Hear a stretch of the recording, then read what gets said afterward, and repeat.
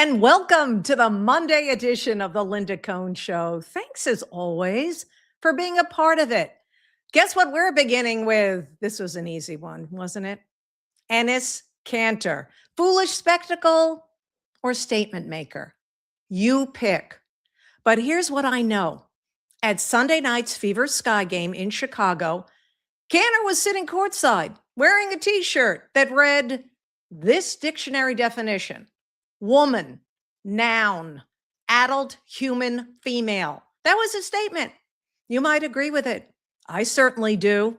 You might hate it. Possible. You might think he went there hoping to just stir the pot. Well, today the WNBA called the whole thing a publicity stunt. Figures. But he bought a ticket. He sat in his seat and he wore a shirt expressing his opinion. Then Sophie Cunningham hit a three-pointer and Kanter raised his hands and cheered for her. Here's what Kanter told Outkick what happened next. Roll it, Dominic. Literally out there, obviously I'm a huge fan of basketball, a huge fan of women's basketball, and I was there to watch the game, and I was really excited because I'm a huge fan of the Fevers, and so I was just literally just there to just watch the game, and then first half went amazing. I was having so much fun with my friends and stuff, and then it was towards the end of the third quarter, and Sophie Cunningham shot a three, and I put my hands up to celebrate, right? Literally a couple position later, Natasha came back and started screaming and yelling and said, "She's not going to sleep with you." And I was like, I am not trying to sleep with her. I'm just here to protect women and support her. And then obviously after that, she started yapping and she started to walk towards me. And literally I just got up and then I was like, I'm just here to protect women, and that's all. Now, we have not heard from Natasha Cloud, her version of that particular exchange. That's Kanter's account. But during a timeout late in that third, Cloud did walk toward him and start shouting. She initiated that confrontation. That is what the video shows. Kanter responded. He stood up. He spread his arms, eventually mocking Cloud with a little talking hand gesture. He wasn't doing that to entertain the kids and teenagers that were sitting around him by the time. At the time, Cloud was reportedly dropping F-bombs at him. According to the video, Cloud approached him. It was Cloud who started yelling. Cloud had to be restrained by her teammates and security had to be ushered in. And somehow Kanter was the person being thrown out of the building. Why? Nobody has provided a clear answer. If Kanter threatened somebody, stepped onto the court, or violated an arena rule, tell us. Tell us. If there's more to the story, release it. But if he was removed because a player objected to the message on his shirt or did not appreciate whom he was cheering for, well, then I have a problem with that. Natasha Cloud has every right to disagree with him. She has every right to express her opinion. Afterwards, she posted a message on Threads telling transgender people that they are loved, seen, and would always be protected by her. That is her right. But Enes Kanter has rights too, doesn't he? You don't get to preach that everyone should be accepted and then demand that somebody who holds a different opinion be removed from the arena. That isn't acceptance. Nope. That's acceptance with terms and conditions. And let's bring Sophie Cunningham back into this, because somehow people keep twisting what she originally said. Cunningham has repeatedly said she has nothing against transgenders. Her position is about eligibility in women's sports. She does not believe transgender women who went through male puberty should compete in women's sports. She's protecting women's spaces. You can disagree with that position. You can debate it, but stop pretending that discussing athletic eligibility is automatically the same as attacking transgender people personally. These are two completely different conversations.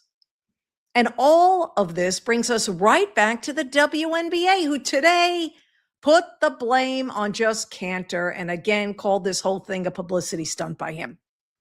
The league could have gotten out in front of this controversy weeks ago. I've been telling you that forever. It could release a clear, publicly available eligibility policy, precisely determining, let us know what qualifies, what it all means. Instead, we get task forces, we get meetings, we get statements, and more conversations. How many conversations does it take to write down what the eligibility rule is for this league? The collective bargaining agreement says only women may play in the WNBA, but the league has not publicly defined what that means for transgender or intersex athletes. Well, that lack of clarity created this enormous opening, and people on every side, as you know, as you've witnessed, has charged straight through it. Meanwhile, Commissioner Kathy Engelbert, remember her? She's sitting on her hands. She's watching as the spectacle grows. Protests outside arenas continue. Demonstrations during Fever Road games. Messages on video boards. Players confronting spectators. Now, a former NBA player being escorted out of an arena while displaying a message on his shirt. And I'm beginning to believe the WNBA hasn't ended this controversy because the controversy is working for them. People are talking about this league. Clips are circulating everywhere. Every Fever Road game has become a political event.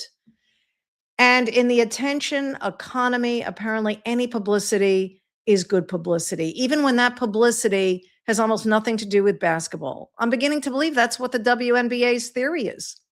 Enes Kanter did nothing wrong. He came to watch a basketball game, wearing a shirt. On it, the definition of what a woman is, straight from the dictionary. If the WNBA has a problem with that, the answer is not ejecting somebody without explaining exactly what he did wrong. The answer is transparency. Clarify the eligibility policy, establish the rules, enforce them consistently. Because until the league does that, this is not going away. And maybe, just maybe, that's exactly the point. What do you think? I want to hear. Drop your comments in the chat box and we'll try to pop it up on the screen. Next, I'm in shock. The Cleveland Browns have made it official. Who saw this coming?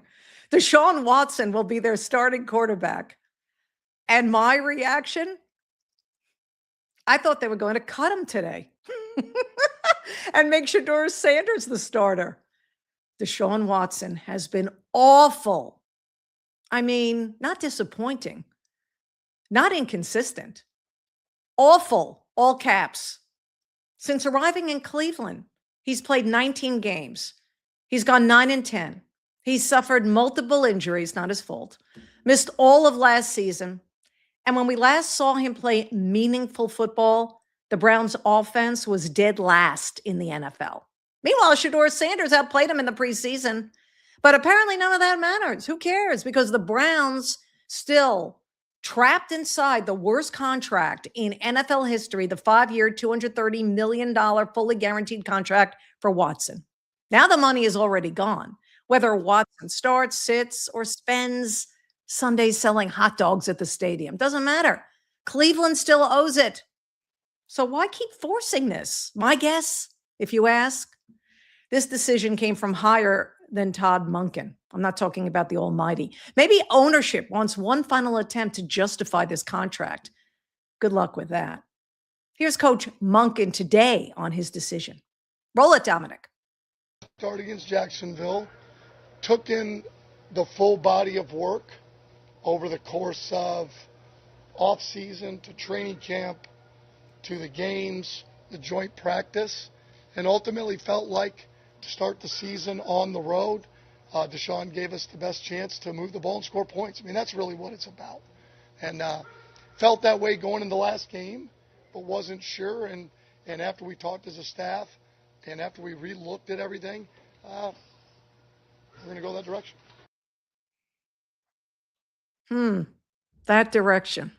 The schedule. It's all about the schedule. It gives Cleveland a convenient little escape hatch. Stay with me.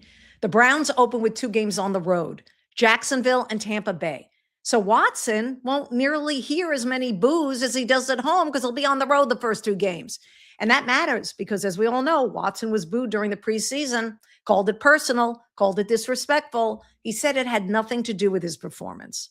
Well, Deshaun, I promise you, it had plenty to do with your performance. They wouldn't have booed if you were good.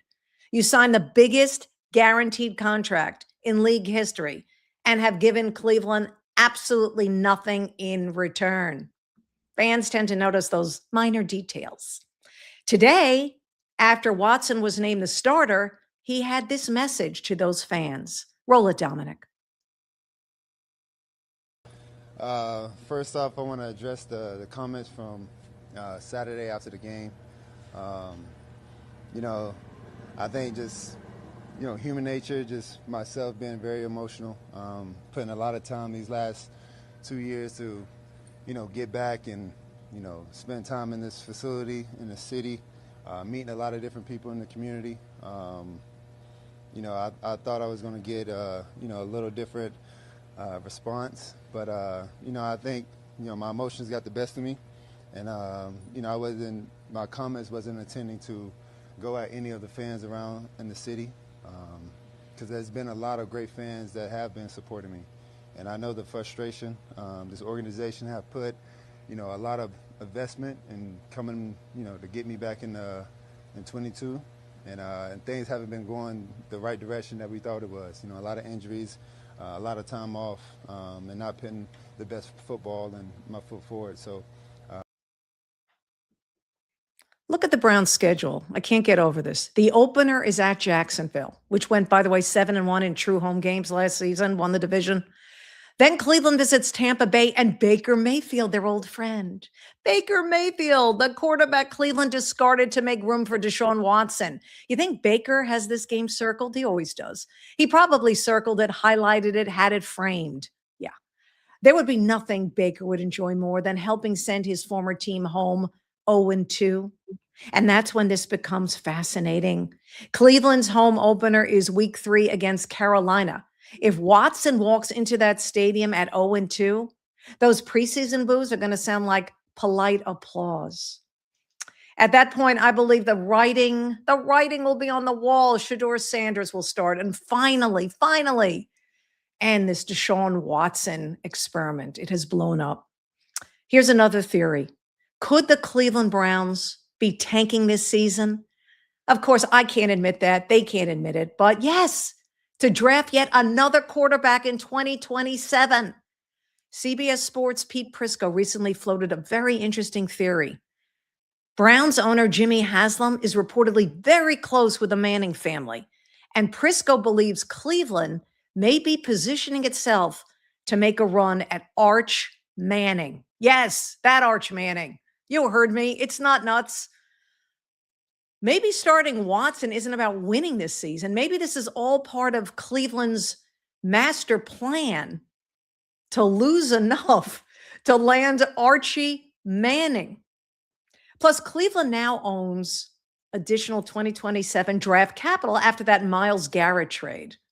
So even if the Browns don't finish with the number 1 pick, they may have enough ammunition to move up and get Arch Manning. Maybe this isn't another terrible Browns decision.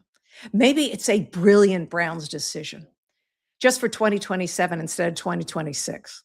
Because if they genuinely believe Watson gives them their best chance to win right now, that explanation is much harder for me to believe. Yes, cutting him would produce an enormous salary cap mess. I get that. But the Browns already created that mess. Keeping Watson doesn't clean anything up. It just keeps everybody in that minutia, and it stinks. They're giving him one last chance, but I think they are delaying the inevitable. He's a goner by week 4. Got any questions or comments?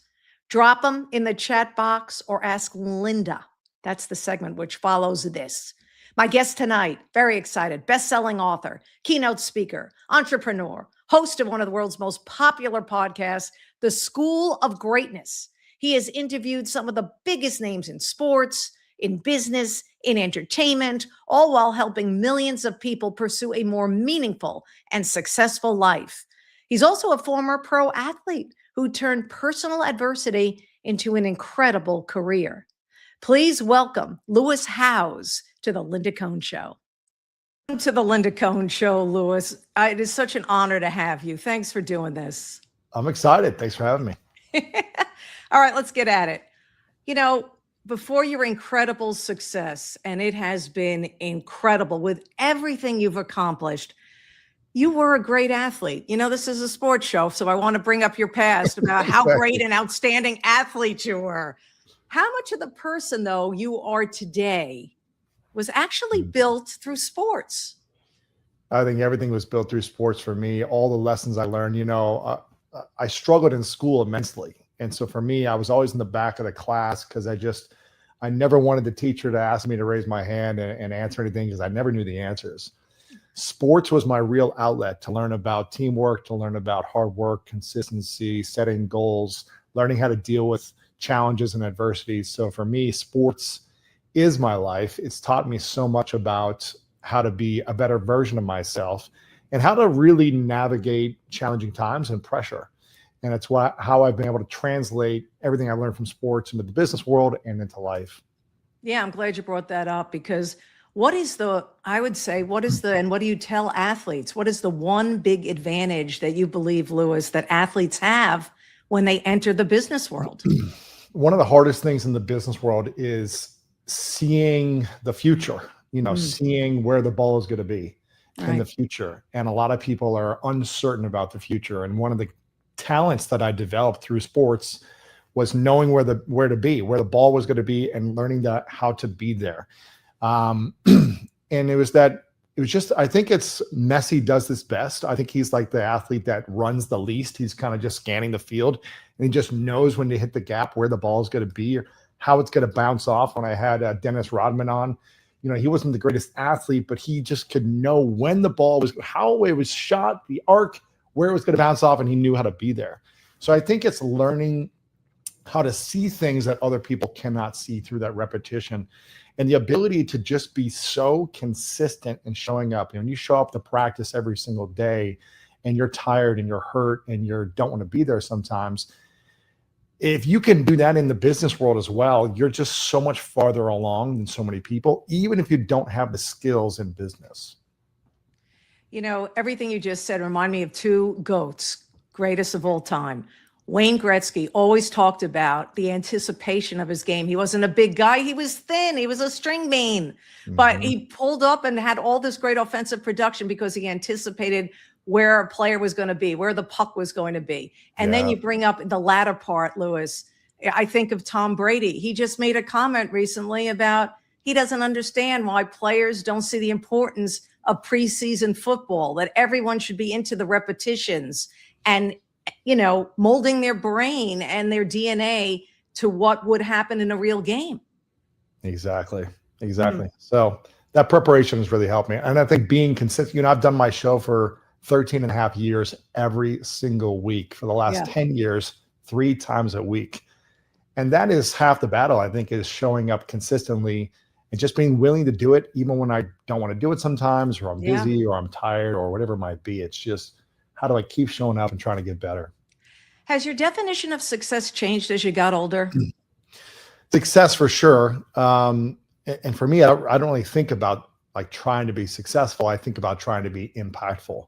And when I'm healthy, when I feel like I'm in harmony with myself and I'm making a difference or I'm making an impact or I'm being of service to other people, I feel like that's, for me, impactful. Success, I think, is measured more on wins, accomplishments, goals achieved. And those are fun, and those are fun to have, and I like to chase those things. But for me, it's more measuring around impact, making a difference. Are we actually contributing to people in life versus only succeeding for myself to look good? You've talked about it, Lewis, that sports teaches us a tremendous amount. You know it, I know it as well. But what is something sports actually did not teach you that you had to learn the hard way? Oh, learning how to heal my heart. You know, in sports, I think, you know, I grew up in the 80s and the 90s playing sports, and there's never a lot of, hey, if you're going through a hard time at practice, it's okay. Just sit here and let's talk about our feelings. And it's okay to cry, and, you know, just take a time out, and you scraped yourself, and, you know, share your feelings. I never had any of that, Linda. It was more about like, get right back up and go punch someone in the face on the football field one more time. It wasn't, oh, you broke a finger, like, you know, cry a little bit. It's okay.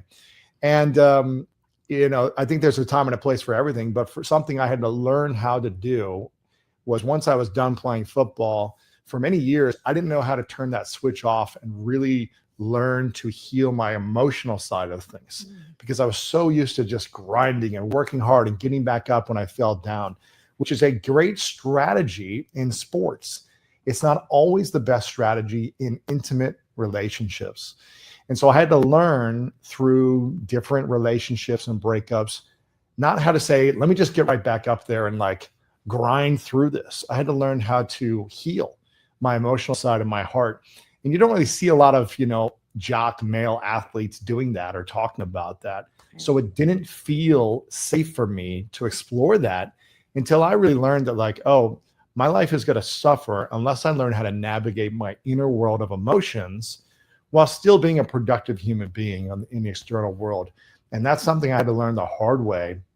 The sports didn't necessarily teach me. I had to learn that through therapy and having coaches and mentors guiding me after sports. I love that you shared that, because I think little by little, certain athletes, I've seen a little bit of that. They're knowledgeable about it. And maybe that because they hear it from you, Lewis. Yeah. You built your life around the idea of greatness. What does greatness really mean to you today? I really believe greatness is pursuing the unique talents and gifts that are within only uniquely you, and pursuing them. And in that pursuit, it's not about actually accomplishing them or making them come true. It's about giving your best, seeing who you can become in that pursuit, and making a difference on the people around you while you pursue that journey. And it's something that I've, you know, since I was a kid, I always wanted to be an Olympic athlete. Right. And in 2008, I saw, after I was done playing arena football, I got injured. I broke my wrist and I was done. I was sleeping on my sister's couch for a year and a half, kind of depressed, going through transition. What do I do with my life now? Do I mean anything? Do I matter? You know, can I make a difference in sports? I saw in the 2008 Olympics, for the first time ever, handball, team handball, at about 2 or 3 a.m. And I was just like, a new dream emerged inside of my soul. And I said, this was the sport that I was meant to pursue. And for the last 18 years, I've been pursuing this sport, Linda. Or a couple of years after that, I moved to New York City. I started practicing with the New York City handball team. I made the USA national team a year after that. And for about a decade, I was playing with the national team, traveling the world in the pursuit of the Olympics. And for me, this is part of my answer of greatness, because I have not accomplished my dream of being an Olympian yet. But in 2 years in Los Angeles, right down the street from me, is the 2028 Olympics. And it'll be a 20-year journey from me first visualizing and seeing team handball for the first time to 20 years later, moving around the country, going around the world, playing, strategizing, improving myself as an athlete in my 30s, now in my early 40s, to pursue an Olympic dream. Whether I accomplish this goal or not is not what it's really about. It's not for me, greatness actually going and accomplishing and winning some medal. But for me, it's who I've learned about myself. The people that I've got to meet and build relationships over the last current 18-year journey of this now is life-changing. And the challenges I've had to overcome in this pursuit has just made me a better human being.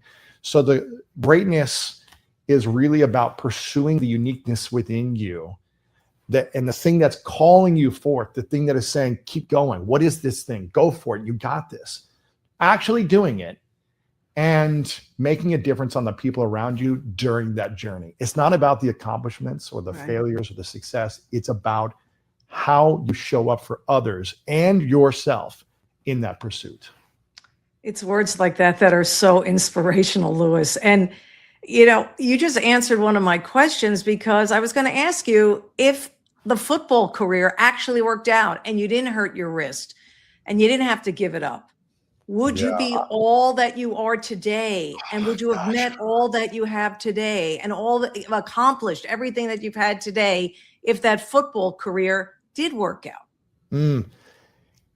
You know, there's a part of me that grieved when, you know, I didn't make it to the NFL, and that was like this long-term dream of mine, right? There was like this, I threw everything into it and I didn't make it. And part of me grieved. And there's probably a still part of me that has this grief that's like, what would my life would have been like? But I tell you what, Linda, I just had twin girls 10 months ago. Yes. I'm married to the most incredible woman who brings me so much joy and peace, that wants me to pursue my dreams. Nice. I've had this incredible team with the School of Greatness where we get to make a difference on stuff that's meaningful for me and for all of us. And I probably wouldn't have created any of this had that challenge and adversity not happened in my life. And so I get to also create meaning in the mess or the challenges. And I could also grieve something not happening and be really grateful for it not happening at the same time. And I'm just accepting my life, choosing to continue to go all in, even though it's not what I originally designed or wanted. And I feel like it could be even better where I'm at now. How has a dad changed? You know, you're a dad now, right? How has that changed how you look at life now? It's so special. And you know, I'm 43 years young, super healthy, and I have 10-month-old twin girls. And it's like the greatest gift that I could have ever received. It's the greatest, you know, championship or becoming a pro athlete or going to the Olympics will ever amount to the gift of getting to wake up and look my girls in the eyes and see them smile. It's a miracle, and it's a beautiful gift. And I'm so grateful and blessed that I get to be their father. So happy for you. What's next for you? What's next on the Lewis House planning committee? What's next, Linda, is always what's now. And I have a vision for my goals and my dreams. You know, the Olympics 2028 are around the corner. It's going to happen like this. That is what's next, but it's always thinking about what can I do today, right now, to show up fully, to show up present, and to give my best in this moment, because I cannot control the future. I cannot control whether I am on the Olympic team or not, whether I'm healthy or not. I can't control what happens in the future, but I can control how I show up with you right now. I can control how I show up with my team in a moment, with my wife, with my kids, how I take care of my health, and how I respond to challenges. And for me, that's what I try to focus on most, is how to be as present as possible right now and give my best in every moment. Love it. We wish you the best on this team handball. You know, I wouldn't have been locked in, but now I'm going to mark it down. Let's go, Linda. Boom. I might have to go in person. You know, you gotta come. If I'm at the Olympics, Linda, if I'm playing with Team USA, you better be there. Hook me up. Hook me up. I want to go as a fan so I can cheer for you. I got you. All right, Lewis. Thank you so much. This was so great. Obviously inspirational. Every time you open your mouth or I read a word of yours, it just starts my day off perfectly and ends my night even more so. So thank you for being you. And it's so great to call you a friend. I appreciate it, Linda. Thanks so much. House is just gold, incredible. Yeah, I just amazing. Anyway, Dominic, come on in here, man. You with me? Yes, I'm here. All right. Linda, can you see me? I can't see you. You're not there. All right. Well, we can hear you. There I am. Oh, there you are. Okay. Producer work. All right. That's great. Well, I mean, just before we get to our Ask Linda segment, what did you take from the Lewis House interview? Look, I think something that he just kind of conveys so much is just finding optimism when there's hurdles in front of your life. And like, you think about like the dream that he pursued of being a football player and wanting to make it to the NFL and not necessarily achieving that dream, but still finding a way to navigate and call an audible and find purpose in your life that I think is super thing. And having that athletic mentality where it's like you still have that competitive nature to kind of move forward and want the best for yourself and ultimately for the family and find more value of who we are as a person, not just for you, but for others. And then that kind of what he epitomizes with the greatness aspect of it all. So I like really that. fascinating. Yeah, I like that. School of Greatness podcast is amazing. If you want more Lewis Howes, it's fantastic. Yeah, I love when he said, "What's next is now," Right. because I know I'm guilty of that. I mean, I'm always looking. Something great might happen in that moment. We talk about it. I'm already looking at the next thing. All right, what's the next thing? What can I do? How do I make? Like, okay, I don't stop to the old cliche. I don't stop to smell the roses. Right. I work on that every day. I got to be better at that as well. But, again, lucky to have Lewis Howes as my friend. I'm really appreciated his time. All right. Do we have any questions? I know I was like, a thoroughbred out of the gate today with the first two stories. What do you got? We got some good ones. Before I do that, I did want to share something with you. Somebody else who was courtside, not Enes Kanter, but this individual here, Mr. Jason Sudeikis. Yes. Did you see this, Linda? He wore the Caitlin Clark shoes. We were talking about him. Yeah. First of all, good choice in color. Yes. She has so many styles with that shoe. Jason, I know, is a huge fan of Caitlin Clark and the Indiana Fever. He's been consistent. He didn't just show up for that game. It's just so cool. She is a rock star. I know people think I'm biased. Whatever. Who cares what they think? I'm looking at it. I see it. I see all those little girls going for their autograph. I see them crying. You know what? Trust me on this. It's not of that. The woman that I am going to say, it's not comparing. I'm not comparing Caitlin to that magnitude because I've seen that firsthand. The magic that Taylor Swift has over her fans, it's like hypnotic. And I'm one of them, by the way. My daughter and I went to 2 Eras Tour concerts, broke the bank. Before that, saw her a couple of times as well. Taylor Swift, Queen. Caitlin Clark has a little about that mojo because I see those little girls just like magnetized by her. They're like, they can't get enough. And women of all ages and men are fans of Caitlin. There's something, it's the it factor. And plus she's a damn great basketball player. So that helps. Absolutely. Yes. I forgot what we were talking about. I thought of my girl, Taylor Swift, and I went off on a tangent. Taylor Swift, her grandparents from my hometown, Ridgeway, Pennsylvania. Shout out to them. Shout out to them. Yep. All right. We do have some questions here, Linda. So this is although, by the way, a grandparent, Marjorie, had passed away, and she wrote a song about Marjorie. That was a grandmother. How about that? Okay, wow. So great song. Sad. Go ahead. I'm sorry. That's okay. Here we'll start with this one. This pertains to WNBA. This is from Hosehead 31. Thank you. Ask Linda. All BS aside, what are they going to do about the WNBA officiating? It's ruining games. What do you think, Linda? Yeah, I all the other circus acts. We forgot about one of my main points of contention in the past few weeks has been the officiating and how bad it is. Amazingly, I didn't see a major incident over the weekend from watching WNBA basketball. I might have missed it, but let's hope they're on it. They can focus on that, improve that, and get the right people doing that job and fix that. Man, if I see some bad officiating during the playoffs, that's not going to be good. Yeah. So let's see. Hopefully they're aware and it'll get changed for the better. But if it's not, you'll hear it from me. I'll rip them apart. I'm excited for the playoffs for sure. Yeah. Definitely. Okay. Let's switch to the NFL here real quick.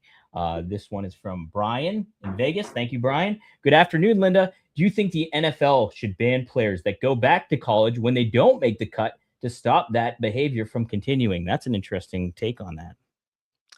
So let me get this straight. We all know about what's going on now, of course, with Daquan Wright going back to LSU. So the question is, you're saying, should the NFL get involved by saying, no, you're not allowed to go back to college? Like, was that the question? That's the question. And then you can't, right. If you go back, you're not allowed to enter the NFL again. Wow. Well, you know what? I would love that. I don't think they're going to do it, but I would love it. And hey, guess what? That's common sense. And I Yeah. like common sense. The NFL will never do it, but I love it. Great suggestion. I agree. A very good suggestion. All right, we'll close it out with this one here, Linda. This here is from Charles. Thank you, Charles. Linda, do you have any idea why over the last few years the NFL teams refuse to use the last preseason game to prepare starters for the season?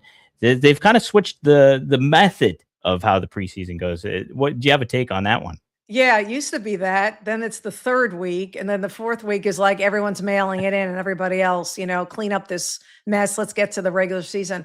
I don't know. There's a method to the madness of these coaches and the coaching staffs. I'm sure analytics is driving everything. I wouldn't mind it, though, with my team. Here's the thing, though. If my starting quarterback hasn't played all preseason, you're not going to give him a snap or two in the final preseason game. It's different if they're playing, week 2, week 3 of the preseason, even if it's just one series. Then I'm okay with them not playing in that final preseason game. But when they're not, has your guy, Aaron, that's not your guy, but because you're a Jets fan, but your former guy, Aaron Rodgers, has he played a snap for the Steelers in the preseason? No, he hasn't. No, he hasn't at all. Mm-mm. And remember all that talk? I remember I did a story right here on this show that he told Mike McCarthy, he goes, hey, I'll play in the preseason if you want me to. Haven't seen him. Should. Nope. Tell you what, though, Geno Smith, perfect series against the Steelers. I'm not surprised. I told you I'm a great Geno Smith fan. My son Dan loves Geno Smith. Geno gave Dan a shout out when I was hosting SportsCenter a couple of years ago when Geno was on the Seahawks. So I will always be a Geno Smith fan. And you know what? He is going to surprise Jet fans like you. Comeback player of the year, Geno Smith. There I got hopium. Got hopium. All right, guys. That was great. Listen, keep it going. Click, like, subscribe, share. You know the drill. Helps you. It helps me. Most important, I love that you're part of my journey. I love that you're here. I love that you're watching. If you don't catch the show live, you're catching it later. It's like a loop. It's like when I used to do SportsCenter a million times and it just looped over and over and over again. So I love that. I appreciate that. That subscriber total, keep subscribing, get that total up. Tell your friends, tell your family. And that's awesome. So we're going to be expanding to more shows. We'll have details coming up. You guys will be the first to know when this schedule expands because it's so much fun and it's skyrocketing. And as long as we're having fun and we're skyrocketing, that's great. So let's do more of it. Not 7 days a week. I'm not going to be Pat McAfee. Not 7 days a week.